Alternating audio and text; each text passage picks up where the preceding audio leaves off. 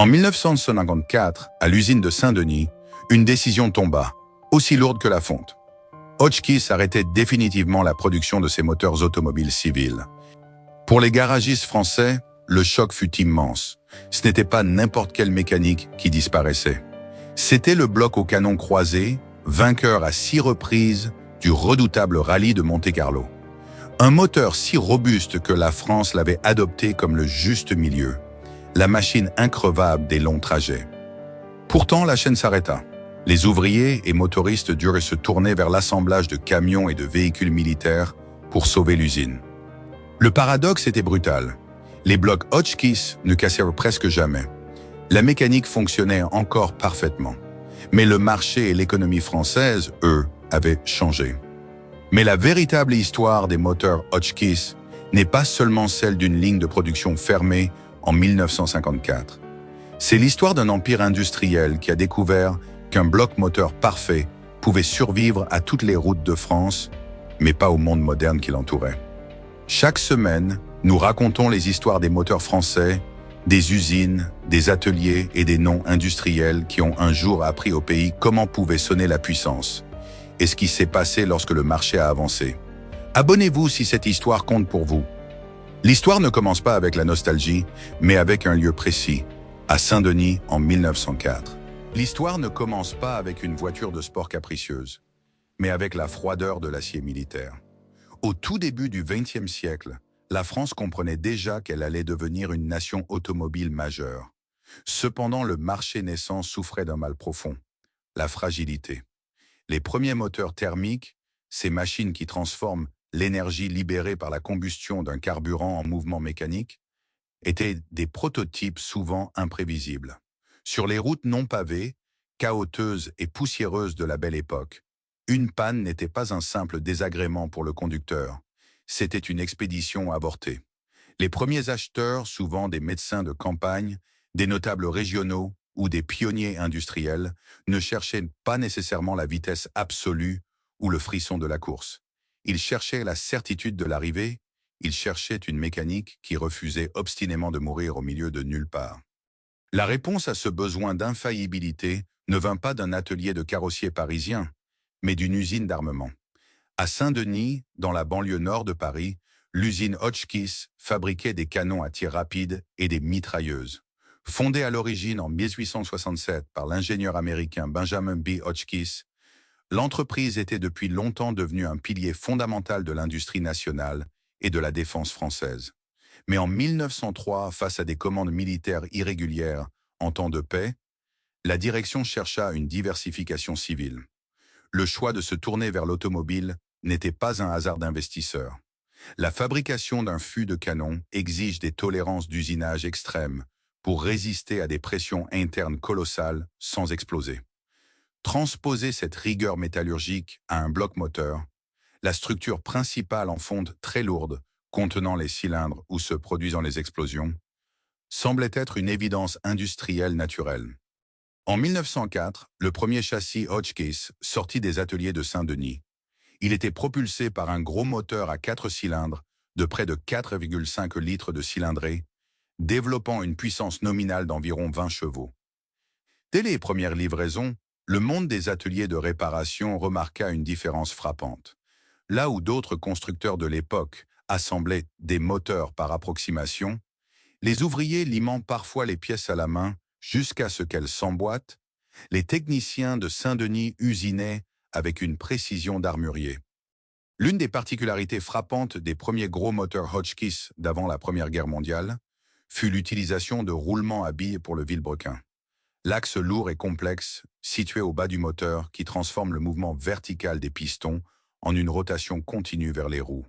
Cette solution, bien que très coûteuse en matériaux et complexe à usiner, réduisait massivement les frictions internes. Dans un garage de province de 1910, un mécanicien en bras de chemise démontant un bloc Hotchkiss découvrait une mécanique qui ne ressemblait à aucune autre production nationale.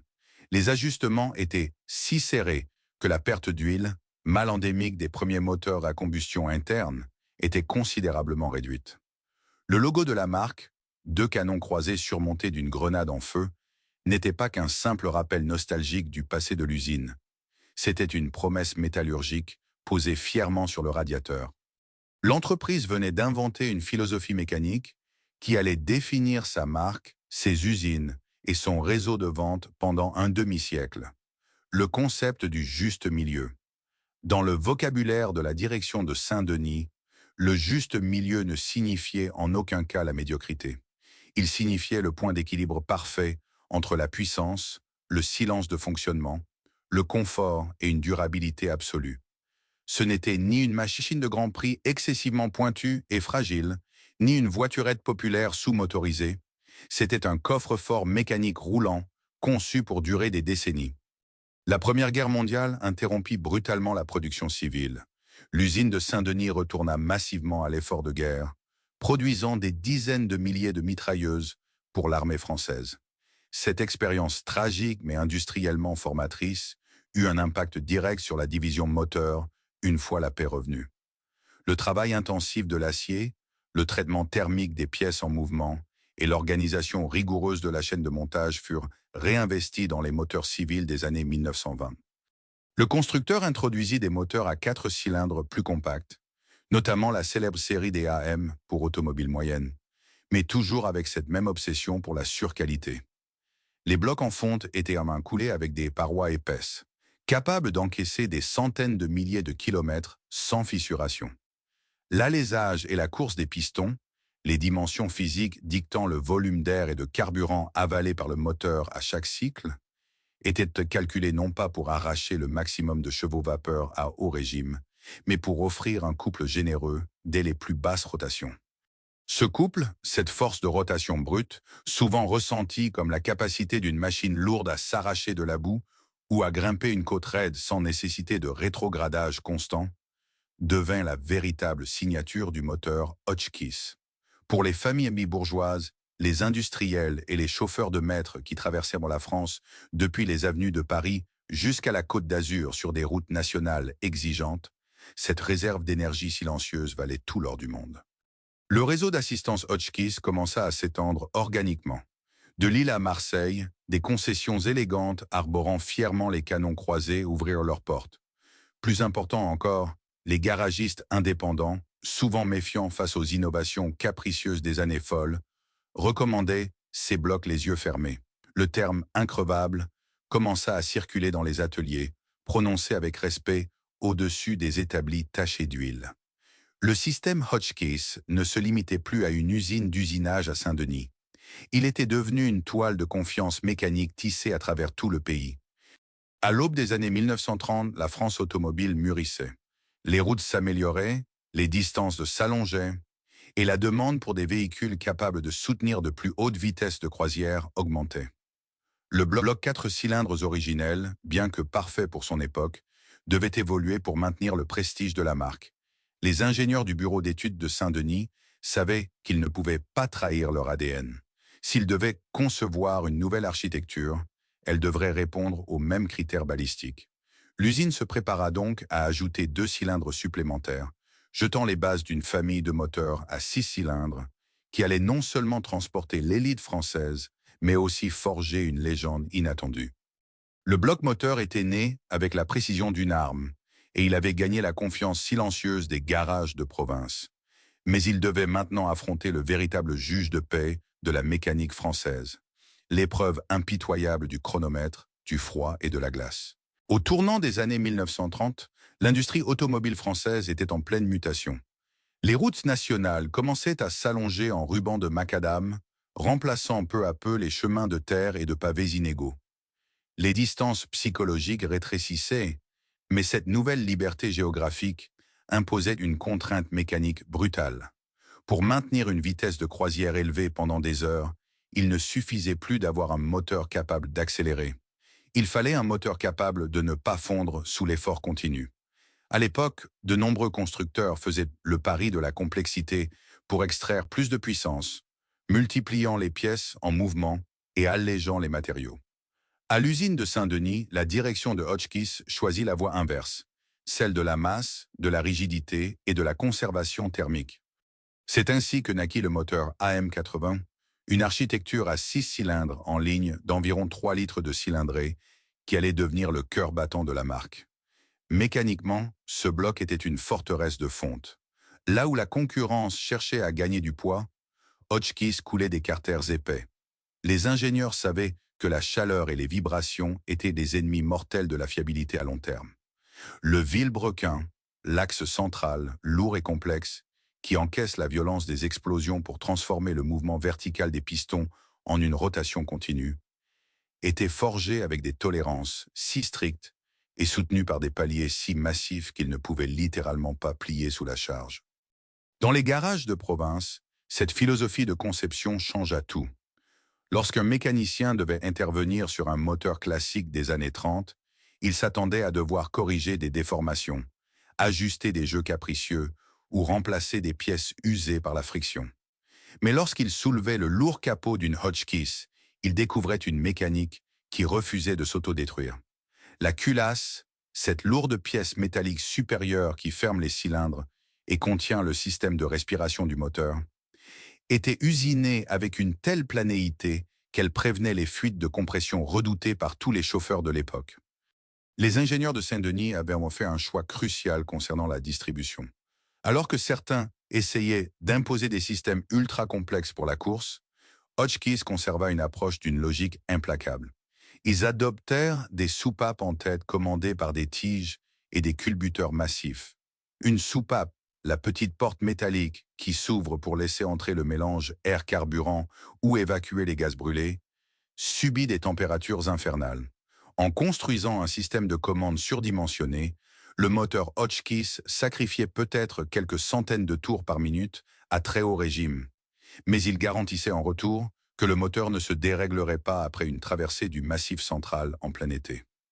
Ce conservatisme intelligent, cette capacité à privilégier l'endurance sur la nervosité pure, créa une véritable muraille de confiance entre le constructeur et son réseau d'assistance. Mais pour que ce moteur passe du statut de « bonne machine bourgeoise » à celui de légende absolue de la route française, il lui fallait une épreuve que les mots seuls ne pouvaient décrire. Il lui fallait affronter le froid, la glace et la nuit.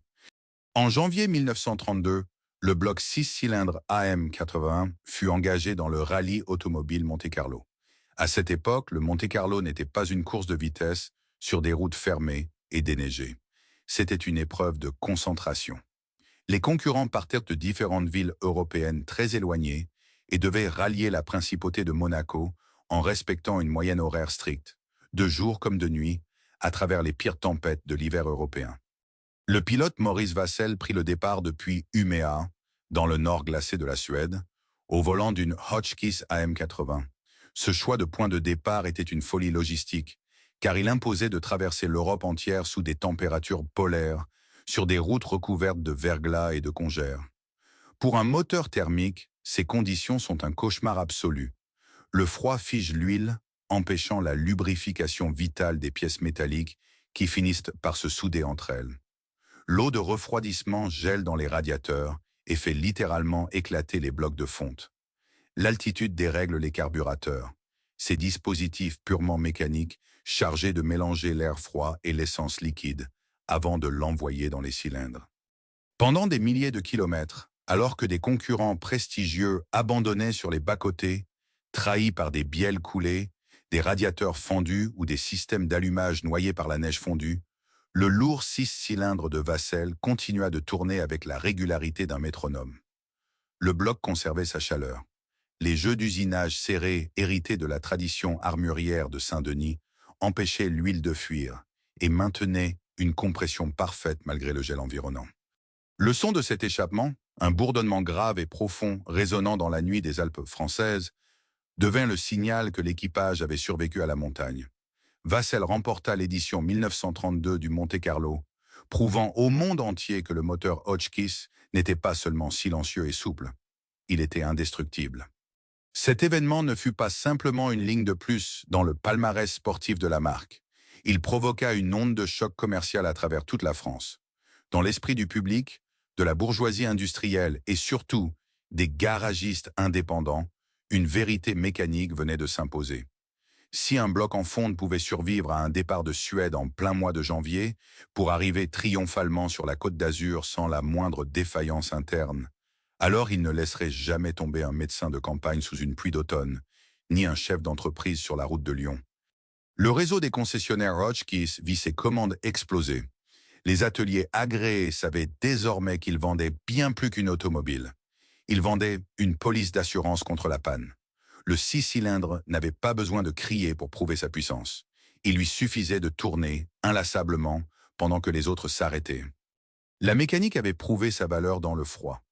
Bientôt, elle allait devenir la norme absolue pour toute une génération de garagistes.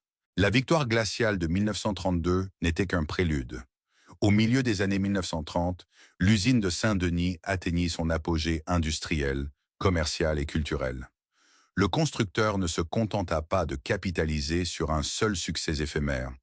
Il transforma cette architecture mécanique robuste en une véritable dynastie. La pièce maîtresse de cet empire d'avant-guerre fut la série 686, propulsée par un nouveau moteur 6 cylindres, dont le nom même était une déclaration technique. Le chiffre 86 correspondait à l'alésage, le diamètre interne exact du cylindre, dans lequel le piston coulisse de haut en bas, mesuré en millimètres.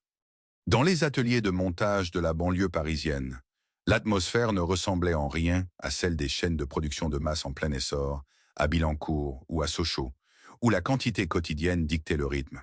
À Saint-Denis, la cadence restait mesurée, presque solennelle. La fonderie, l'atelier brûlant, où le métal en fusion est coulé dans des moules en sable pour former la structure de base du moteur, produisait des carters d'une épaisseur exceptionnelle.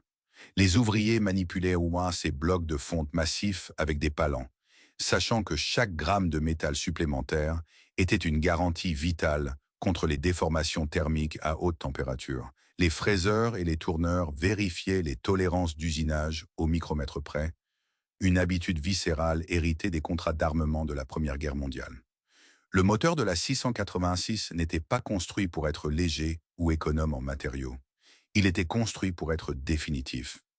Cette intégrité physique se traduisit par une hégémonie sportive sans précédent dans l'histoire française, mais d'une nature très particulière. Hotchkiss ne cherchait pas la gloire dangereuse et éphémère des circuits fermés ou des grands prix, où des moteurs ultra pointus finissaient souvent par exploser après quelques heures de sur-régime. La marque voulait dominer la route ouverte. Entre 1932 et 1939, les moteurs au canon croisé remportèrent le rallye de Monte-Carlo à 6 reprises. Dans la presse spécialisée de l'époque, à travers les pages de magazines comme L'Auto ou Omnia, ces victoires n'étaient pas saluées comme des exploits d'agilité nerveuse, mais comme des triomphes de la constance absolue. Le lourd 6 cylindres devenait la force tranquille de la nation. Sur le terrain, cette réputation transforma profondément le réseau de distribution. De Bordeaux à Strasbourg, en passant par les avenues luxueuses de Paris et les routes sinueuses des Alpes, les panneaux bleus arborant l'insigne Hotchkiss fleurirent sur les façades des concessions élégantes et des ateliers de réparation. Pour un garagiste indépendant, l'artisan local qui assurait l'entretien et souvent la survie mécanique des véhicules de tout un canton, recommander une Hotchkiss était l'acte commercial le plus sûr de sa carrière. Lorsqu'une prestigieuse berline 686 Paris-Nice ou Riviera franchissait les portes d'un garage de province pour une révision, l'inspection et l'ajustement périodique obligatoires pour maintenir les fluides et les jeux mécaniques dans leur tolérance, le mécanicien savait exactement ce qu'il allait trouver sous l'immense capot. Il n'y avait pas de fuite d'huile catastrophique le long du bloc, pas de culbuteur brisé par la fatigue du métal, pas de joint de culasse carbonisé. Le carburateur, le dispositif complexe, souvent fourni par les équipementiers Zenith ou Stromberg, chargé de vaporiser l'essence dans l'air aspiré, restait solidement boulonné à son collecteur sans se dérégler avec les vibrations de la route. L'entretien de ces moteurs relevait davantage du rituel de préservation que de la réparation d'urgence. Le lourd bloc en fonte inspirait une confiance absolue, presque religieuse, à ceux qui passaient leur journée avec les mains dans le cambouis. Les catalogues de pièces, ces lourds classeurs aux pages épaisses que les magasiniers consultaient sur leur comptoir en zinc, détaillaient chaque boulon, chaque palier de vilebrequin et chaque segment de piston avec une clarté absolue, renforçant l'image d'un système où rien n'était laissé au hasard. Dans un marché automobile français des années 30 où la fiabilité était encore un luxe, Posséder ce moteur signifiait que l'on n'avait plus jamais à s'inquiéter de la route. Pour comprendre véritablement l'échelle de cet empire mécanique dans les années 1930, il faut éloigner le regard des usines et observer le réseau d'assistance. Un garage arborant le panneau officiel Hotchkiss n'était pas un simple point de réparation, c'était un sanctuaire de la mécanique traditionnelle. Les mécaniciens qui y travaillaient considéraient souvent les moteurs concurrents, plus légers et plus complexes, avec une pointe de condescendance. Lorsqu'un apprenti devait démonter la culasse d'une berline 686, une opération d'ailleurs rare, presque exclusivement réservée au décalaminage de routine après des dizaines de milliers de kilomètres, il découvrait physiquement le concept de surqualité. La pièce était si lourde qu'il fallait souvent s'y mettre à deux pour la soulever depuis le bloc moteur sans rayer les plans de joint. Tout dans cette architecture respirait l'excès de matière. Le carter d'huile inférieur, le grand réservoir métallique boulonné sous le moteur, contenait une quantité de lubrifiant bien supérieure aux standards de l'époque. Cette générosité garantissait non seulement une lubrification inébranlable, mais participait aussi à l'absorption de la chaleur, épaulant le refroidissement liquide classique à eau. Sur les routes des Alpes en plein mois d'août, là où d'autres mécaniques surchauffaient et crachaient des geysers de vapeur sur le bord de la route, le lourd 6 cylindres Hotchkiss continuait de marteler son rythme grave et régulier. Au-delà des ateliers, cette famille de moteurs devint un véritable marqueur social. Les versions prestigieuses de la 686, baptisées Paris-Nice ou Côte d'Azur, ne signifiaient pas simplement que leurs propriétaires avaient les moyens d'acheter une automobile luxueuse. Elles signifiaient qu'ils comprenaient la valeur du juste milieu.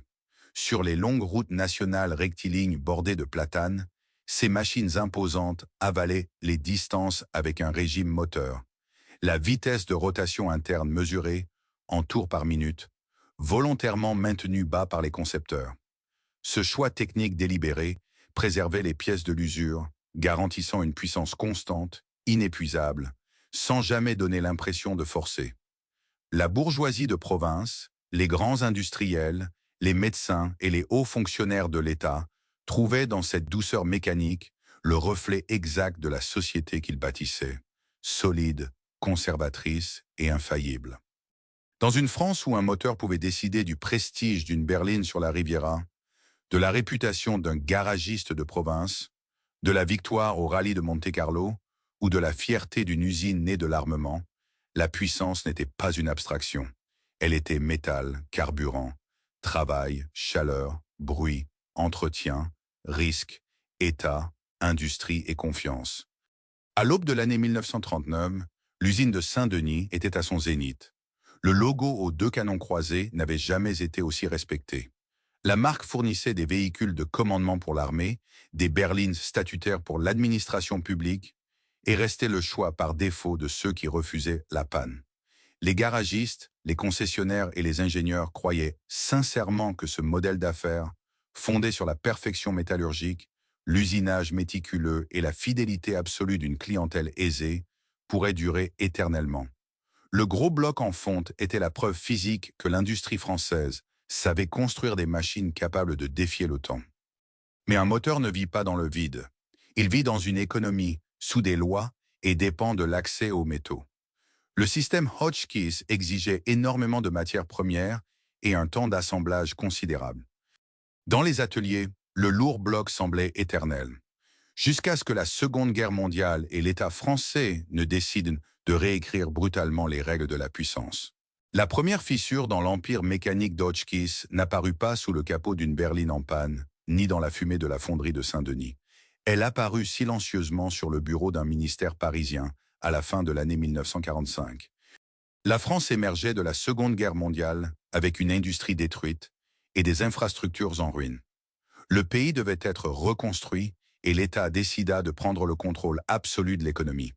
Sous l'impulsion de Paul-Marie Pont, un haut fonctionnaire du ministère de la Production industrielle, le gouvernement mit en place le Plan Pont, un programme quinquennal de rationalisation sévère qui allait redessiner de force la carte automobile de la nation.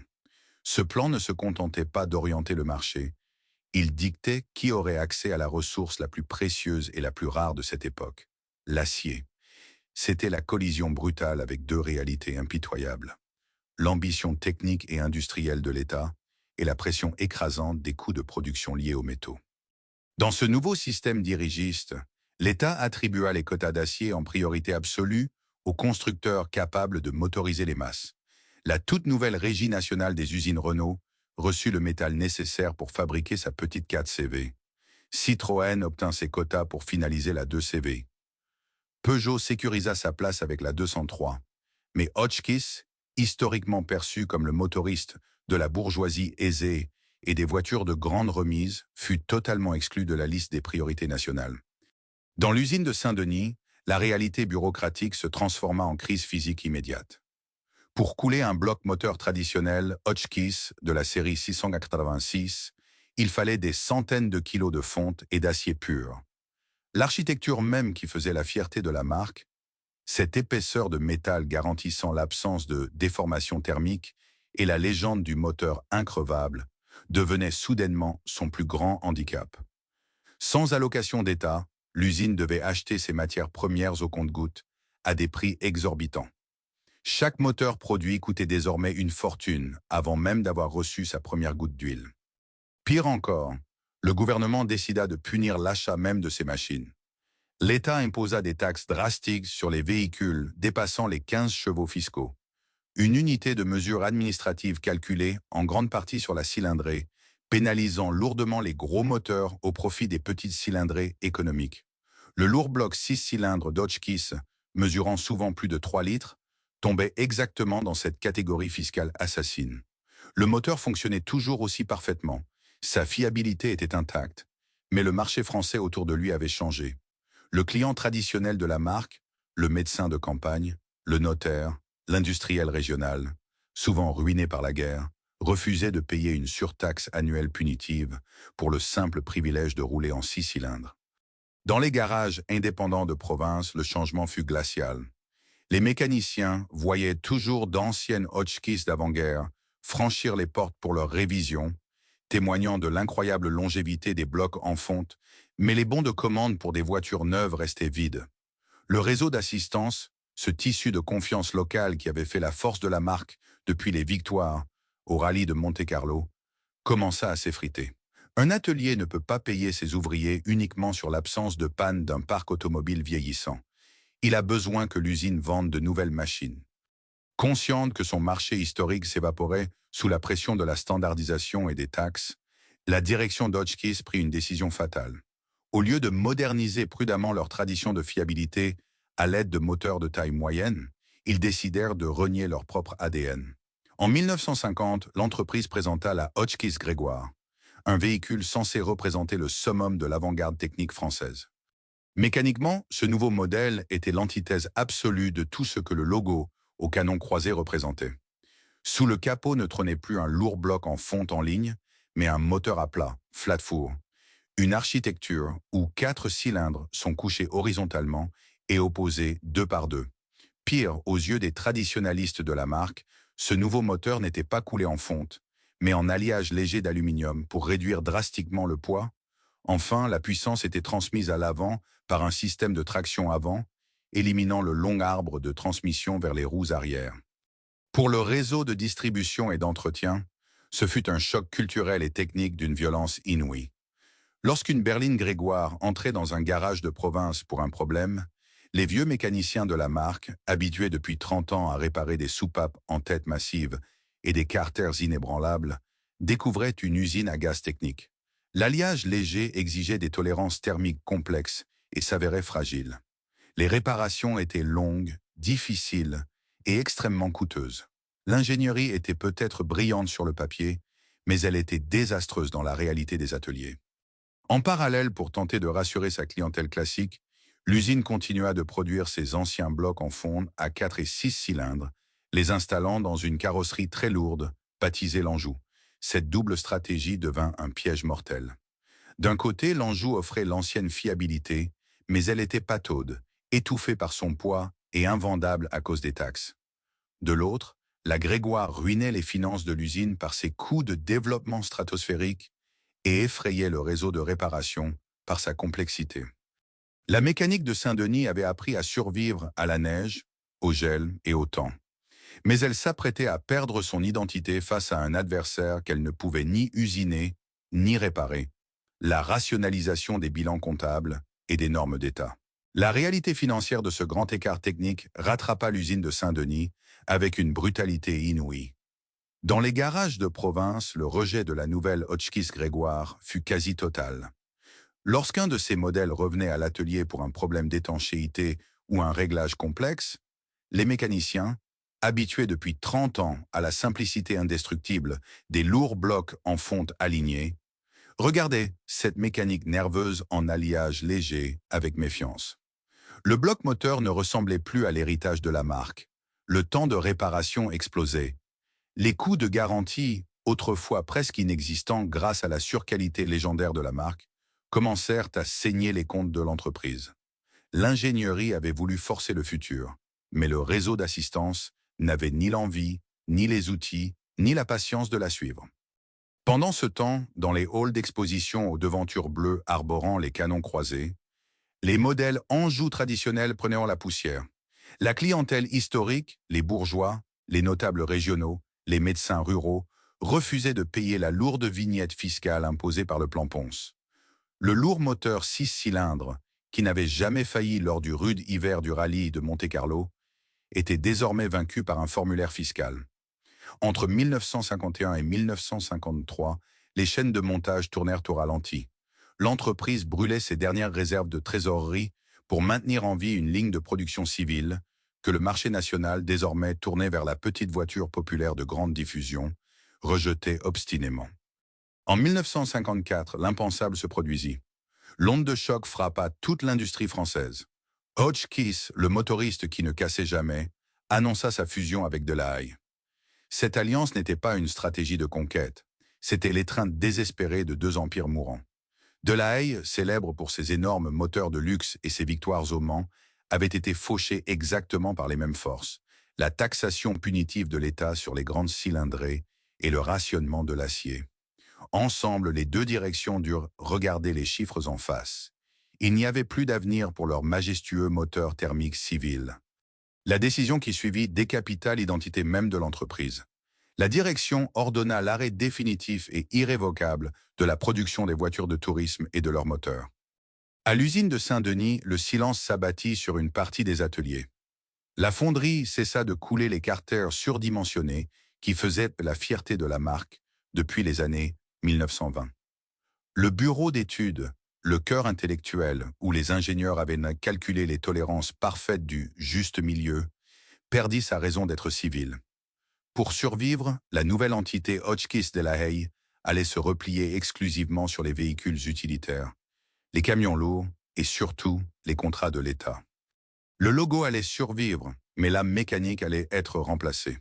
Hotchkiss obtint la licence pour fabriquer des véhicules militaires, devenant le grand assembleur de la Jeep en France sous le nom de Hotchkiss M201. Pour les anciens motoristes et les ouvriers d'assemblage, le contraste était saisissant. Ils passaient de l'usinage méticuleux de lourds vilebrequins destinés à des berlines silencieuses à l'assemblage standardisé de mécaniques spartiates conçues pour la boue et le fracas militaire. L'usine sauvait ses emplois, mais elle abdiquait son titre d'orfèvre de la route. Dans le pays, la disparition de la division civile provoqua l'effondrement rapide du tissu qui soutenait la marque. Les concessionnaires et les garagistes indépendants, privés de nouveaux modèles à vendre, durent se tourner vers Peugeot, Citroën ou Simca pour survivre.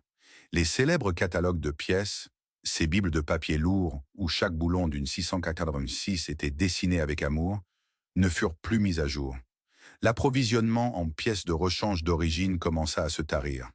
Les anciens modèles encore sur la route allaient devoir survivre sur leurs propres réserves de métal, entretenues par des passionnés ou des mécaniciens, refusant de laisser mourir une mécanique parfaite.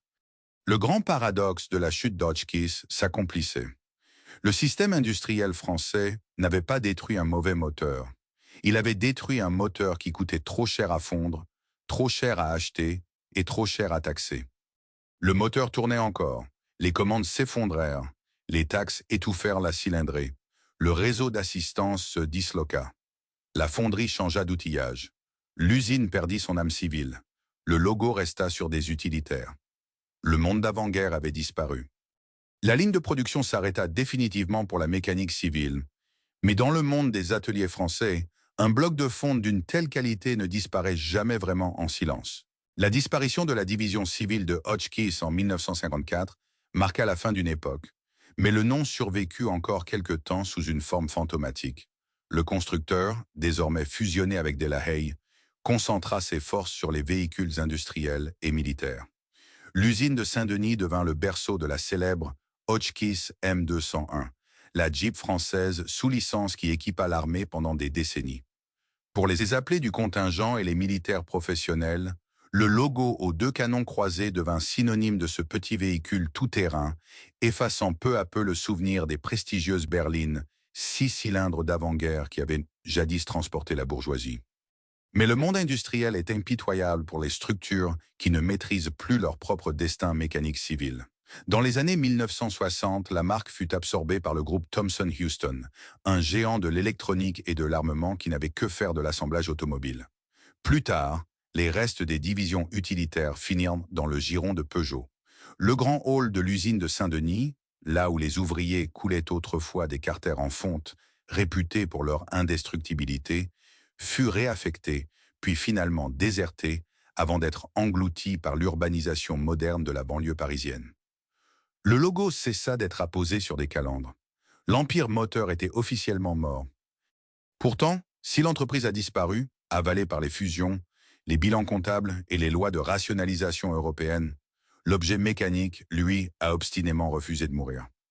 Aujourd'hui, si vous vous éloignez des grandes concessions modernes, contrôlées par des logiciels et des plateformes mondiales interchangeables, et que vous entrez dans le monde de la préservation automobile française, vous découvrirez une réalité frappante. Le nom Hotchkiss n'est pas qu'un vague souvenir nostalgique confiné aux archives. Dans les clubs historiques, les rassemblements rétro et les ateliers spécialisés, ces sanctuaires où l'on travaille encore le métal à l'ancienne, les blocs 4 et 6 cylindres des séries AM et 646 continuent de tourner. Des centaines de ces véhicules, construits dans les années 30 ou juste après la guerre, sont encore immatriculés et roulent régulièrement sur les anciennes routes nationales de France. Ce n'est pas seulement de la nostalgie. Un lourd bloc moteur Hotchkiss sur l'établi d'un restaurateur aujourd'hui est un argument physique pesant plusieurs centaines de kilos sur une époque industrielle révolue. C'est la preuve matérielle d'un moment où la France industrielle croyait qu'une machine ne devait jamais être conçue pour être remplacée. Dans l'économie moderne de l'électrification et de l'hybridation, où un groupe motopropulseur est souvent programmé pour respecter des normes temporaires avant d'être rendu obsolète par la prochaine réglementation, le lourd bloc en fonte de Saint-Denis représente une anomalie fascinante. Il a été pensé pour l'éternité. Les mécaniciens qui entretiennent ces machines aujourd'hui ne dépendent d'aucun ordinateur de diagnostic. Ils s'appuient sur de vieux manuels d'atelier aux pages jaunies, aux reliures fatiguées et souvent tachées d'huile, où chaque tolérance d'usinage est inscrite avec une précision maniaque. L'ancien réseau d'assistance n'existe plus officiellement, mais il a été remplacé par une communauté soudée de passionnés qui s'échangent des pièces détachées précieuses, refabriquent des joints et consultent les anciens catalogues de pièces comme des textes sacrés. Lorsqu'un de ces artisans démonte un vilebrequin monté sur roulement à billes ou qu'il ajuste les lourdes soupapes latérales, il ne fait pas que réparer un moteur ancien. Il interagit directement avec la philosophie originelle du juste milieu. Il touche l'acier pur qui a remporté 6 fois le redoutable rallye de Monte-Carlo. Il constate, près d'un siècle plus tard, que les choix d'ingénierie faits à l'ombre des canons de Saint-Denis n'étaient pas de simples exagérations publicitaires, mais d'incontestables vérités métallurgiques. Le métal a survécu à l'entreprise qui l'a coulé. L'histoire des moteurs Hotchkiss nous rappelle une leçon cruelle. Une ingénierie parfaite ne suffit pas toujours à sauver une usine. La mécanique civile de Saint-Denis a prouvé qu'elle pouvait survivre à la neige de Suède, aux routes non pavées de l'entre-deux-guerres, aux pires conditions du chronomètre et à l'épreuve des décennies. Mais elle n'a pas pu survivre aux impôts du plan-pont, à l'évolution des goûts d'une clientèle d'après-guerre ruinée, ni à la nécessité brutale de produire plus léger et moins cher. La France n'a pas cessé d'avoir besoin de moteurs dans les années 50. Elle a simplement cessé d'avoir besoin de forteresses roulantes. Aujourd'hui, la notion de durabilité absolue a quitté nos chaînes de montage. Mais l'héritage de Hotchkiss demeure pour prouver que l'obsolescence programmée n'a jamais été une fatalité technique, seulement une capitulation économique. Quelque part en France, au fond d'un garage de province peu chauffé, un lourd bloc en fonte 6 cylindres repose silencieusement sur un établi, son carter marqué par les décennies et son logo au canon croisé encore visible sous la graisse, attendant de faire résonner un rythme grave et infaillible que l'industrie moderne n'a plus le droit de construire. À la prochaine, Histoire d'un phénomène.